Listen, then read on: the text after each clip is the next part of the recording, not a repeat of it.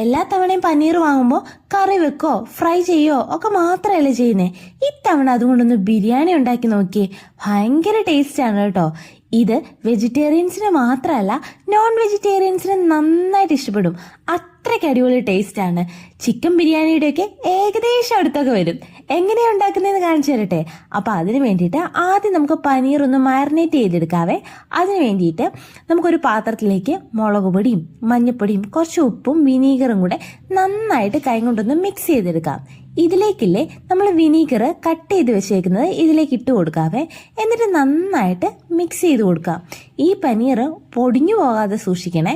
എന്നിട്ട് നന്നായി മിക്സ് ചെയ്തെടുത്ത ശേഷം ഇതൊരു 10 മിനിറ്റോളം നമുക്ക് മാറ്റി വെക്കാം. ആ മസാലയൊക്കെ ഇതിൽ നന്നായി ഒന്ന് കോട്ടായി കുറച്ച് നേരം ഒന്ന് പിടിക്കാൻ വേണ്ടിയിട്ടാണ് കേട്ടോ ഒരു 10 മിനിറ്റ് നമ്മൾ മാറ്റി വെക്കുന്നത്. ഈ നേരത്ത് നമുക്കൊന്ന് റൈസൊക്കെ ഒന്ന് വേവിച്ചെടുക്കാം. അപ്പോൾ അതിന് വേണ്ടിയിട്ട് ഞാൻ ജീരകശാലയുടെ റൈസാണ് എടുത്തേക്കുന്നത്. അത് കഴുകി വൃത്തിയാക്കി എടുക്കാം. ഇനി ഒരു കുക്കറിലേക്കില്ലേ ആദ്യം ഒരു സ്പൂൺ നെയ്യ് ചേർത്ത് കൊടുക്കുന്നുണ്ട്. ഇനി ഇതിലേക്ക് ഓയിൽ ചേർത്ത് കൊടുക്കാം.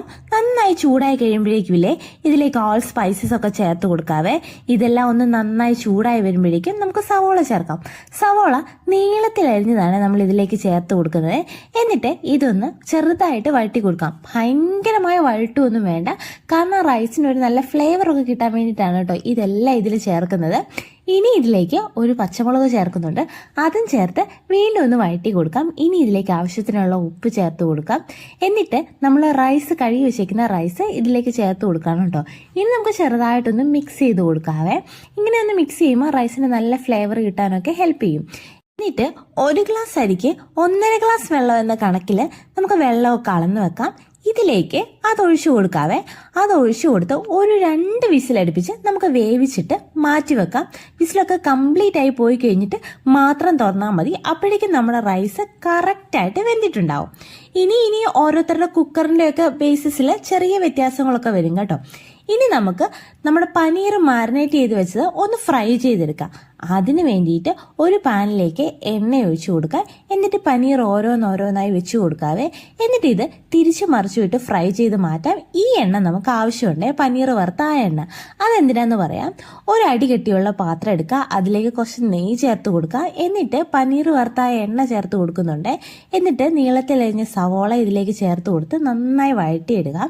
ഇനി ഇതിലേക്ക് കുറച്ച് ജിഞ്ചർ ഗാർലിക് പേസ്റ്റ് വേണം, കുറച്ച് ഉപ്പും കൂടെ വേണേ. എന്നിട്ട് ഇത് നന്നായി വഴറ്റിയെടുക്കണം കേട്ടോ. ഇത് നന്നായി വഴണ്ട് നമ്മൾ പനീറിനൊരു നല്ല ഗ്രേവി ഉണ്ടാക്കാൻ വേണ്ടിയിട്ടാണ് കേട്ടോ. അതിന് വേണ്ടിയിട്ട് ഇത് നന്നായി വഴണ്ട് കഴിയുമ്പോഴാണ് അതിന് ആ ഒരു ടേസ്റ്റ് ഒക്കെ വരുന്നത്. ഇനി നമുക്കിതിലേക്ക് കുറച്ചധികം ഐറ്റംസ് ചേർക്കാനുണ്ട്. മല്ലിയില പുതിനയില ഒക്കെ ചേർത്ത് കൊടുക്കാം. ഇനി തക്കാളി ചേർത്ത് കൊടുക്കാവേ.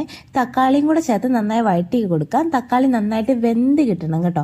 ഇനി ഇതിലേക്ക് മസാലപ്പൊടിയായിട്ട് മുളക് പൊടിയും ഗരം മസാലയുമാണ് ചേർത്ത് കൊടുക്കുന്നത്. നിങ്ങൾക്ക് വേണമെങ്കിൽ ബിരിയാണി മസാലയും ഒക്കെ ചേർത്ത് കൊടുക്കാം കേട്ടോ. എന്നിട്ട് നന്നായി ഒന്ന് മിക്സ് ചെയ്ത് ആ ഒരു മസാലയുടെ പച്ച ചുവയൊക്കെ ഒന്ന് മാറി കഴിയുമ്പോഴേക്കും നമുക്ക് പനീർ ചേർക്കാനുള്ള സമയമായിട്ടുണ്ട്. പനീർ ഇതിലേക്ക് ചേർത്ത് കൊടുത്ത് വീണ്ടും നന്നായിട്ടൊന്ന് മിക്സ് ചെയ്ത് കൊടുക്കാം. എന്നിട്ട് ഒന്ന് അടച്ചു വെച്ച് നന്നായിട്ടൊന്ന് ആവി കയറിയൊക്കെ കഴിയുമ്പോഴേക്കും പനീറിലേക്ക് ആ മസാലയൊക്കെ നന്നായി ഒന്ന് പിടിച്ച് നല്ല സെറ്റായിട്ടുണ്ട്. ഇനി നമ്മൾ വേവിച്ച് വെച്ചിരിക്കുന്ന നമ്മുടെ റൈസ് ഇതിലേക്ക് ചേർത്ത് കൊടുക്കാം കേട്ടോ.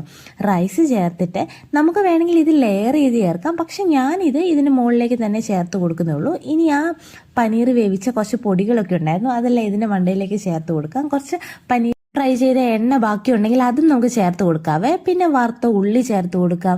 മല്ലിയിലയും പുതിനയിലയും ഒക്കെ ചേർത്ത് ഒന്ന് അടച്ച് വെക്കാവേ. അടച്ച് വെച്ചിട്ട് ഒരു 5 മിനിറ്റ് ലോ ഫ്ലെയിമിൽ വെക്കാം. അതിനുശേഷം ഇത് തുറന്നിട്ട് നന്നായിട്ട് ഒന്ന് മിക്സ് ചെയ്തെടുക്കാം. നന്നായിട്ടൊന്ന് മിക്സ് ചെയ്തിട്ട് വീണ്ടും ഒന്ന് അടച്ച് വെച്ച് ഒരു 5 മിനിറ്റ് കഴിയുമ്പോൾ എടുത്താണല്ലോ നല്ല മണമായിരിക്കും കേട്ടോ. അതുമാത്രമല്ല നല്ല ടേസ്റ്റുമാണ്. ബിരിയാണിയുടെ കുറച്ച് സാലഡും പിന്നെ അച്ചാറും പപ്പടവും കൂടെ ഒക്കെ കൂട്ടി കഴിച്ചാൽ അടിപൊളിയാണ് കേട്ടോ. പിന്നെ ഒരു തവണയെങ്കിലും പനീർ വാങ്ങുമ്പോൾ ഇതേപോലെ ഒന്ന് ട്രൈ ചെയ്ത് നോക്കണം. ഭയങ്കര ടേസ്റ്റിയാണ്. ട്രൈ ചെയ്ത് നോക്കിയാൽ മാത്രമേ നിങ്ങൾക്കത് മനസ്സിലാവുള്ളൂ കേട്ടോ. ട്രൈ ചെയ്ത് കഴിഞ്ഞിട്ട് നിങ്ങളുടെ എക്സ്പീരിയൻസ് താഴെ ഒന്ന് കമൻറ്റ് ചെയ്തേക്കണം. ഇതേപോലെയുള്ള അടിപൊളി റെസിപ്പികൾക്ക് വേണ്ടിയിട്ട് നമ്മുടെ അക്കൗണ്ടിലെ ഒന്ന് സബ്സ്ക്രൈബ് ചെയ്യാനും മറന്നു പോകരുത് കേട്ടോ.